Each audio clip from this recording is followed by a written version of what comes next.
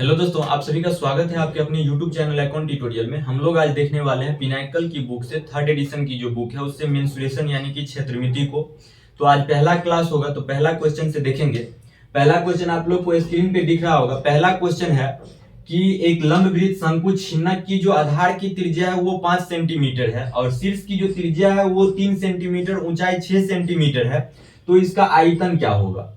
देखिए, शंकु छिन्नक का जो आकृति होता है, शेप होता है, वो बाल्टिन की आकार की तरह होता है। यदि हम शंकु छिन्नक की आकृति बनाएं तो कैसा होगा? थोड़ा सा टेढ़ा ना हो, टेढ़ा तो हो ही गया। शंकु छिन्नक की आकृति यदि बना रहे हैं, अब देखिए यदि यहां से यहां हम मिला दे तो ये छोटी आर यानी कि शीर्ष की त्रिज्या, और यहां से यहां मिला दे तो बड़ी आर यानी कि आधार की त्रिज्या कहलाएगी। अब यदि हम इन दोनों को मिला देते हैं तो ये हाइट यानी ऊंचाई कहलाएगी, और ये एल यानी कि ये लाइनें जो होती है और ये लाइन ये एल कहलाती है यानी कि तिर्यक ऊंचाई कहलाती है। ठीक ना? अब देखिए क्वेश्चन में जो है छोटी आर की वैल्यू 3 दिया गया है, यानी कि शीर्ष की त्रिज्या जो है वो 3 सेंटीमीटर, और कह रहा है आधार की त्रिज्या 5 सेंटीमीटर है, यानी बड़ी आर की वैल्यू दिया गया है 5 सेंटीमीटर, और कह रहा है ऊंचाई यानी एच जो है वो 6 सेंटीमीटर है। तब इसका आयतन पूछ रहा है। देखिए छिन्नक का जो आयतन निकालने का फॉर्मूला होता है वो होता है क्या कि पाई एच बट्टा 3 इंटू आर स्क्वायर, यानी कि आधार की त्रिज्या प्लस आर स्क्वायर शीर्ष की त्रिज्या प्लस आर गुने आर आधार की त्रिज्या गुने शीर्ष की त्रिज्या। आयतन निकालने का फॉर्मूला होता है वॉल्यूम निकालने का। ठीक ना? देखिए ऑप्शन जो है वो पाई के फॉर्म में है, तो पाई की जगह कुछ भी पुट नहीं करेंगे। ठीक ना? यानी कि पाई का मान पुट नहीं करेंगे, पाई को पाई रहने ही देंगे। अब h का वैल्यू दिया गया है क्वेश्चन में 6 सेंटीमीटर, तो लिखेंगे पाई गुने 6 बट्टा 3। उसके बाद देखिए r का वैल्यू दिया गया है 5 सेंटीमीटर इंटू तो 5 सेंटीमीटर r का वैल्यू दिया गया, और r का r स्क्वायर में है तो 5 का स्क्वायर करेंगे तो 25 हो जाएगा। ठीक ना? उसके बाद देखिए r छोटी r का वैल्यू 3 सेंटीमीटर दिया गया है। यदि हम छोटी r भी स्क्वायर में है तो इसे स्क्वायर करते हैं तो कितना 9 हो जाएगा। उसके बाद r गुने r यानी कि 5 गुने 3 करेंगे तो कितना 15 हो जाएगा। अब देखिए 25 और 15 40 और 9 49 हो जाएगा, और यहाँ यदि काटते हैं 3 दूनी 6 यानी कि 2 पाई इंटू कितना 49 हो जाएगा। उसके बाद 49 गुने 2 कितना हो जाएगा 98 पाई हो जाएगा, जो आपका ऑप्शन है ए नंबर। ठीक ना? तो चलिए देखते हैं अगला क्वेश्चन है दूसरा नंबर क्वेश्चन कि 8 सेंटीमीटर भुजा वाले एक ठोस घन को 16 सेंटीमीटर लंबाई और 8 सेंटीमीटर चौड़ाई और 15 सेंटीमीटर ऊंचाई वाले एक आयताकार कंटेनर में गिराया जाता है जो आंशिक रूप से पानी से भरा होता है। यदि घन पूरी तरह से डूबा हुआ है तो जल स्तर में कितनी वृद्धि हुई है? देखिए क्वेश्चन में क्या कह रहा है कि एक आयताकार कंटेनर है, ठीक है, उसमें हम 8 सेंटीमीटर भुजा वाले एक ठोस घन को डुबा देते हैं, तब उस आयताकार कंटेनर में जो जल की स्तर जो है उसमें कितनी वृद्धि हुई है, क्वेश्चन में कह रहा है। तो देखिए फिगर बना के हम यदि थोड़ा सा समझ ले तो समझने में और काफी आसान हो जाएगा। जब आयताकार कंटेनर कह रहा है तो एक घनाभ बनाएंगे, क्योंकि घनाभ जो होता है आयत से मिलके ही बना होता है। ठीक ना? तो आयताकार कंटेनर कहे तो हम घनाभ बना के डायग्राम समझ सकते हैं। उसके बाद कह रहा है कि उसके बाद क्या कह रहा है कि 16 सेंटीमीटर लंबाई, यानी कि इस भुजा की लंबाई दिया गया है 16 सेंटीमीटर, और 8 सेंटीमीटर जो है चौड़ाई, यानी कि ये भुजा दिया गया है। उसके बाद कह रहा है ऊंचाई जो है वो कितना 15 सेंटीमीटर है, तो इस भुजा की वैल्यू दिया गया है। उसके बाद कह रहा है इस आयताकार कंटेनर में हम एक घन को डुबा रहे हैं, तो घन जो बना होता है ना वो वर्ग से बना होता है, और घन की जो प्रत्येक भुजा होता है ना वो आपस में बराबर होता है।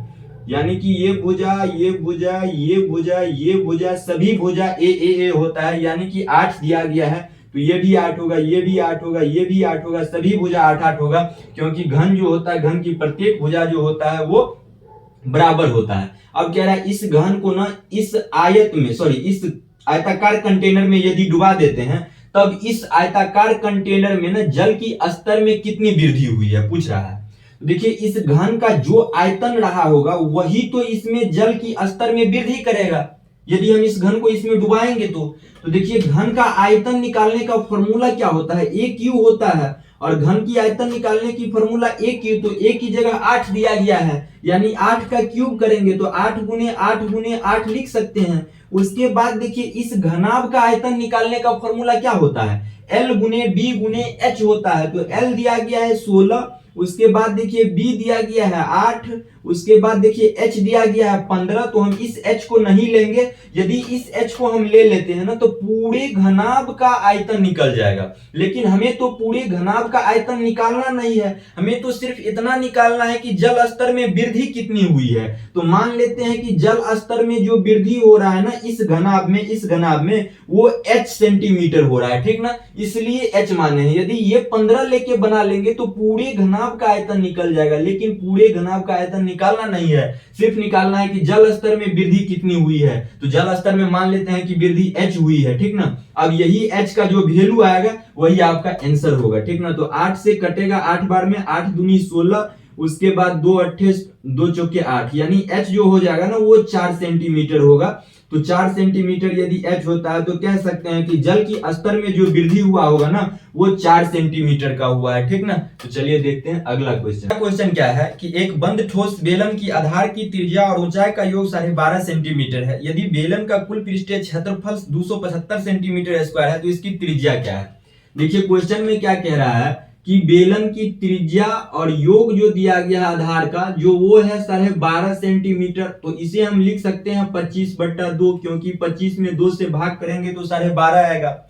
उसके बाद फिर कह रहा है यदि बेलन का कुल पृष्ठीय क्षेत्रफल 275 सेंटीमीटर स्क्वायर है तो देखिए बेलन का कुल पृष्ठीय क्षेत्रफल निकालने का फॉर्मूला होता है 2πr × r + h। ये जो फॉर्मूला है ना बेलन का कुल पृष्ठीय क्षेत्रफल निकालने का फॉर्मूला होता है, और इतना का वैल्यू दिया गया है। तो इतना का वैल्यू कितना दिया गया है 275 दिया गया है। उसके बाद देखिए फिर हम इतना यदि निकालेंगे तो यहां से r का वैल्यू निकल जाएगा।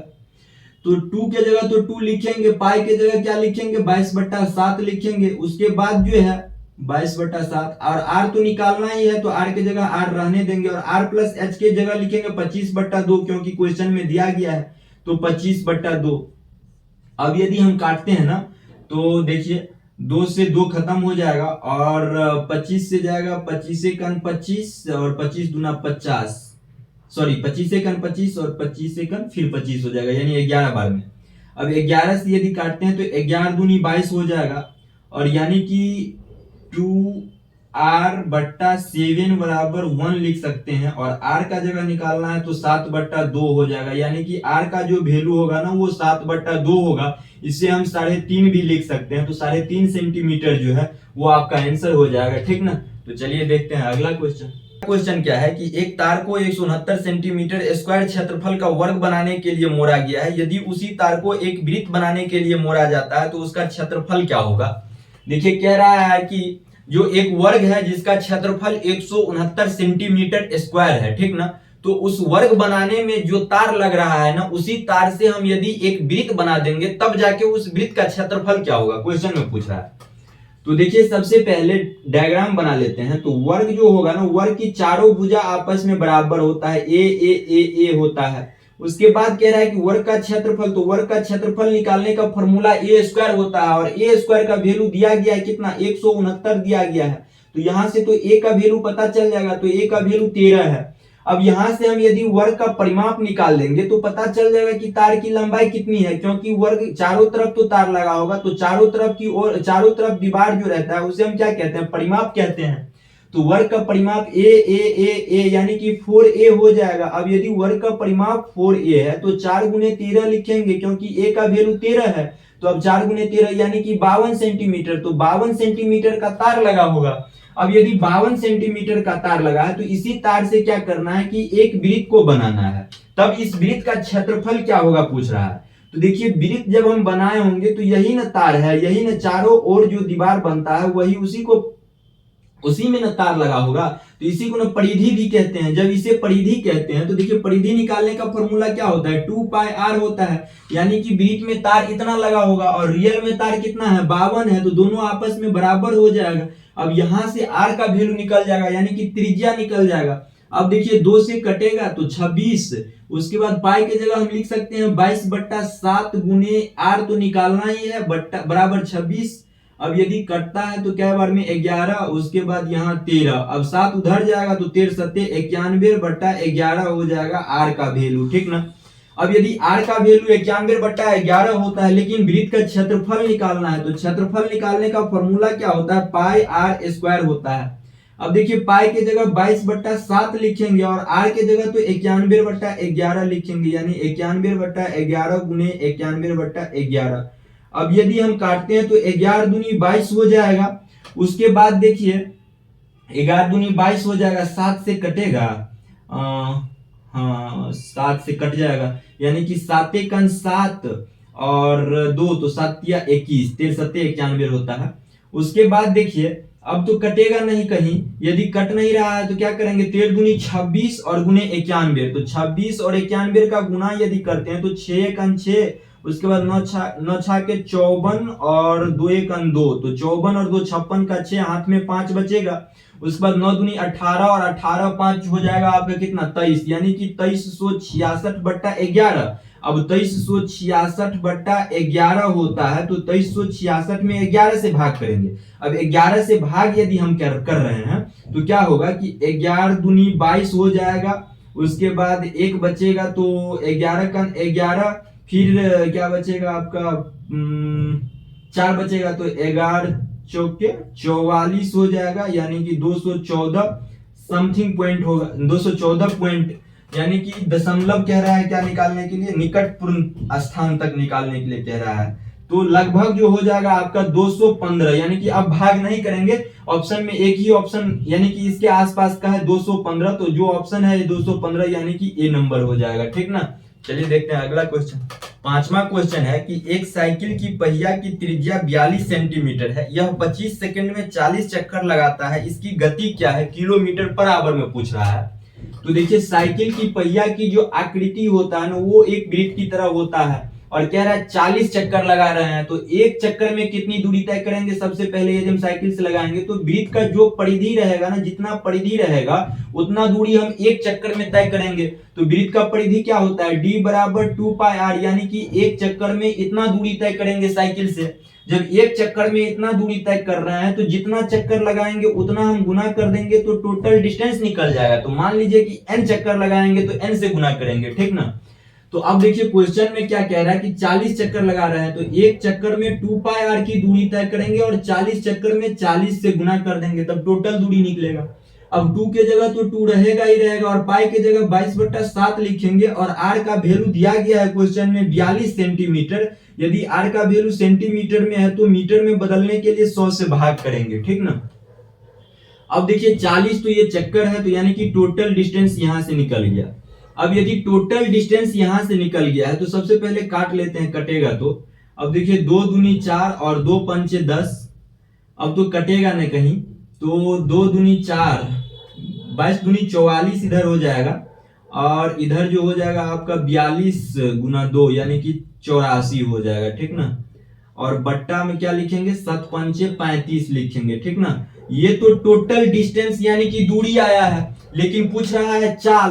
तो चाल निकालने का फॉर्मूला क्या होता है, चाल बराबर होता है दूरी बट्टा समय। चाल बराबर दूरी बट्टा समय होता है, तो दूरी तो निकला है और समय दिया गया है 25 सेकेंड, तो भाग कर देंगे हम दूरी में यदि समय से भाग करते हैं तो चाल निकलता है, तो 25 से भाग करेंगे। अब यदि इसी में 25 से भाग करते हैं तो इस तरह लिखेंगे 44 गुने 84 बट्टा 35 और यहाँ नहीं कुछ तो बट्टा में 1 यानी कि 1/25 हो जाएगा। और ये मीटर पर सेकंड में चाल आया है, लेकिन पूछ रहा है किलोमीटर में, और मीटर पर सेकंड में इसलिए आया है ना क्योंकि ये तो सेकंड में आया है, सेकंड दिया गया है 25 सेकंड, और हम जो दूरी निकाले थे वो मीटर में निकाले थे, इसलिए मीटर पर सेकंड में आया है। और किलोमीटर पर आवर में पूछ रहा है, तो किलोमीटर पर आवर में पूछ रहा है तो क्या करेंगे 18/5 से गुना कर देंगे। अब जो सॉल्व करने के बाद जो आंसर आएगा ना वही इसका आंसर होगा, ठीक ना। तो गुना तो करना ही पड़ेगा। अब यदि इन सभी को हम गुना करते हैं और इन सभी को गुना करते हैं तो क्या हो जाएगा 15.2 हो जाएगा, यानी कि आंसर, ठीक ना। क्वेश्चन क्या है कि एक त्रिभुजाकार मैदान का जो क्षेत्रफल है ना, जिसकी भुजाएं 65 मीटर है, 72 मीटर है और 97 मीटर है, एक आयताकार पार्क के क्षेत्रफल के बराबर है, ठीक ना। तो जिसकी भुजाएं 5:13 के अनुपात में है, आयताकार पार्क का परिमाप क्या है। देखिए कह रहा है एक त्रिभुजाकार मैदान का क्षेत्रफल और आयताकार पार्क का क्षेत्रफल दोनों का बराबर है। तो त्रिभुजाकार मैदान का जो क्षेत्रफल है ना उसका भुजा भी दिया गया है, तो भुजा क्या है 65 मीटर, 72 मीटर और 97 मीटर है, यानी त्रिभुजाकार। तो देखिए ये तीनों भुजाएं जो है ना ये ट्रिपलेट नंबर है। तो कहिएगा कैसे पता चलता है ट्रिपलेट नंबर? तो दो छोटी भुजा के वर्गों का योग करेंगे ना तो एक बड़ी भुजा के वर्ग के बराबर हो जाएगा, यानी 65 का स्क्वायर और 72 का स्क्वायर करके योग करेंगे ना तो 97 के स्क्वायर के बराबर हो जाएगा। तो ये ट्रिपलेट नंबर कहलाता है। और जब ट्रिपलेट नंबर होता है तो हम समकोण त्रिभुज बन जाता है वो, ठीक ना। तो समकोण त्रिभुज ये बन जाएगा और सबसे बड़ी भुजा कर्ण कहलाती है, यानी कि 97 जो है वो कर्ण हो जाएगा और 65 और 72, 65 और 72, 72 को यहाँ या यहाँ कहीं भी लिख सकते हैं, ठीक ना। तो अब देखिए इस त्रिभुज का जो है ना क्षेत्रफल कैसे निकाला जाता है? तो समकोण त्रिभुज का क्षेत्रफल निकाला जाता है 1/2 गुने बी गुने एच। तो बी 65 ले लेंगे 65 और एच यानी कि सॉरी बी ले लेंगे 72 और एच यानी कि हाइट, तो हाइट लेंगे कितना 65, तो एच गुने बी 72, ठीक ना। ये तो त्रिभुज का क्षेत्रफल आ गया। अब कहता है आयताकार क्षेत्रफल का बराबर है, आयत के क्षेत्रफल के बराबर है। तो आयताकार पार्क का क्षेत्रफल कितना, भुजा कितना दिया गया है 13 दिया गया और 5 दिया गया, अनुपात में दिया गया है। तो अनुपात हटेगा तो 13x और 5x हो जाएगा, यानी कि 13x गुने 5x। अब दोनों आपस में बराबर है। अब देखिए कहीं कट रहा है, 13 पच्चे 65 हो जाएगा, उसके बाद 2 से कटेगा 36, उसके बाद 5 से 5 और यहाँ x स्क्वायर, यानी x स्क्वायर का वैल्यू 36 यदि होगा तो x का वैल्यू 6 हो जाएगा। उसके बाद क्वेश्चन में क्या पूछ रहा है कि आयताकार पार्क का परिमाप क्या है? तो आयताकार पार्क का परिमाप निकालने का फॉर्मूला क्या होता है? 2 इंटू एल प्लस बी होता है ना आयताकार पार्क का परिमाप निकालने का फॉर्मूला। तो 2 के जगह 2 लिखेंगे और एल के जगह क्या हो जाएगा 13 और 5 कितना 18 हो जाएगा यदि योग करेंगे तो 18x और 18x में 6 से गुना करेंगे तो 18x मेरी 6 से गुना करते हैं तो 18 5 90, 18 छक 108 हो जाएगा। अब 108 गुना 216 यानी कि आंसर हो जाएगा आपका, ठीक ना। तो चलिए देखते हैं अगला क्वेश्चन। देखिए 7वां क्वेश्चन क्या है कि एक वृत्त की परिधि जो है ना वो a पाई इकाई है और वृत्त का जो क्षेत्रफल है वो b पाई वर्ग इकाई है। यदि a अनुपात b बराबर 4:5 है तो वृत्त की त्रिज्या क्या है? देखिए क्वेश्चन में क्या कह रहा है, वृत्त की परिधि जो है ना तो परिधि निकालने का फॉर्मूला क्या होता है 2 पाई r होता है और दिया गया है कितना a पाई दिया गया है वृत्त की परिधि बराबर। उसके बाद कह रहा है फिर कि वृत्त का क्षेत्रफल जो है ना वो b पाई है। तो क्षेत्रफल निकालने का फॉर्मूला क्या होता है, वृत्त का पाई r स्क्वायर होता है। तो पाई r स्क्वायर का वैल्यू कितना b पाई दिया गया है। अब कह रहा है तब वृत्त का त्रिज्या क्या होगा? तो देखिए यदि हम परिधि में क्षेत्रफल से यदि हम भाग कर देते हैं तो यहाँ पाई से पाई खत्म हो जाएगा ना और एक आर से एक आर भी खत्म हो जाएगा, इधर पाई से पाई खत्म हो जाएगा। तो बच क्या रहा है इधर? अब देखिए a और b का वैल्यू दिया गया है कितना 4:5 दिया गया है। a और b का वैल्यू 4:5 यानी कि 2/r बराबर 4:5 यानी 4/5। अब 2 से कटेगा 2 दूनी 4। अब r का वैल्यू निकालना है तो 5 इधर आएगा और 2 इधर आएगा, यानी कि 1/r का वैल्यू क्या है 2/5 है। तो r का वैल्यू हो जाएगा 5/2, यानी कि r का जो वैल्यू होगा ना वो 2.5 सेंटीमीटर होगा, ठीक ना। तो